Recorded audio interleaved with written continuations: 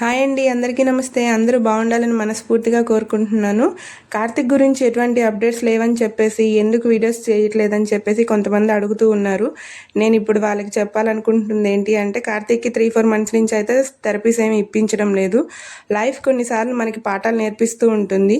Situations అన్నీ ఎప్పుడు మన చేతిలోనే ఉండవు. మనం ఎంత బలంగా కోరుకుంటామో అంతే బలంగా అన్నీ జరిగిపోతాయి. విశ్వం అంతా కూడా దానికి హెల్ప్ చేస్తుంది అంటారు, కానీ అది అన్నిసార్లు జరగదేమో అని నాకు అనిపిస్తుంది. ఎందుకంటే నేను ఫేస్ చేస్తున్న సిచ్యువేషన్స్ కూడా అలాగే ఉన్నాయి. సో నేను ఎంత బలంగా అయితే కార్తిక్ ఇక నుంచి అది చేయాలి, ఇవన్నీ కంప్లీట్గా మార్చడానికి ట్రై చేయాలి అనుకుంటున్నాను, ప్రతిసారి నాకు ఏదో ఒక దెబ్బ పడుతూనే ఉంది. ఇప్పుడు కూడా కార్తిక్ థెరపీ ఇప్పించడం లేదు. ఎందుకు అంటే, అది కొన్ని ఫ్యామిలీ ఇష్యూస్ ఉన్నాయి, చిన్న చిన్నవి. అవి సాల్వ్ చేసుకొని స్టార్ట్ చేద్దాం అనుకుంటున్నాను.